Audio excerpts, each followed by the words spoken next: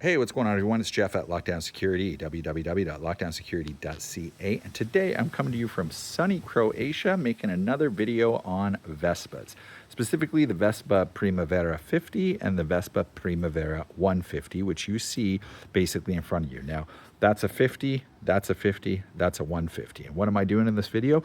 I'm showing you that I have converted that 50's seat to a power seat, whereas this one has the manual seat. I'm going to show you exactly why the customer wanted to do this and why the manual seat on a Vespa Primavera 50 absolutely sucks. Now, these are part of a rental fleet, so they're going in and out with customers every day.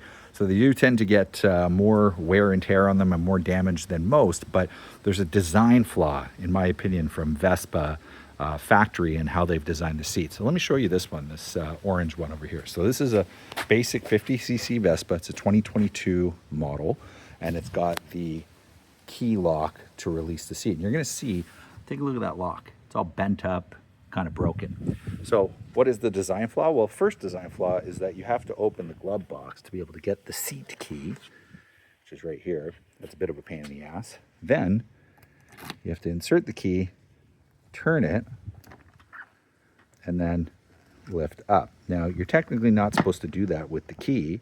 What you're supposed to do,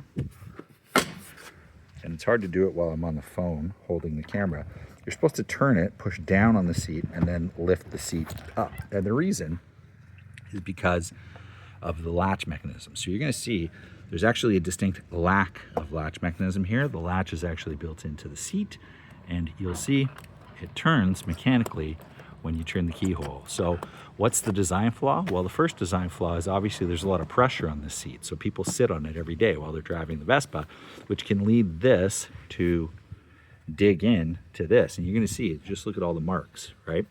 So it makes it harder for the latch to release. The other thing is that this doesn't get easily lubricated. So it becomes very stiff to turn the key, which leads to broken keys and pain in the butt to get the seat open when this breaks. You have to drill this out. It's a huge fiasco if this key breaks. So if you take a look at the Primavera 150, it uses a different latch mechanism. It's got a latch mechanism here with just a bar on the seat, and what it uses is an electric release system, which is right here. This is the motor, pulls the cable, which goes up to here, and you're going to see the cable release systems right here. So here's the latch. The cable, when you push the button, is triggered by the motor, and it opens this, pops the seat up. Much better designed system. There is also an emergency release. So if I close this, I have this one disconnected, so I can't electrically operate it. But if I open the glove box, there is a handle which opens the seat up.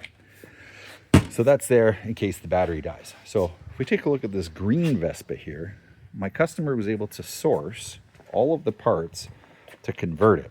So I've just finished the installation. There's the motor. There's the button. Let me pop this glove box here.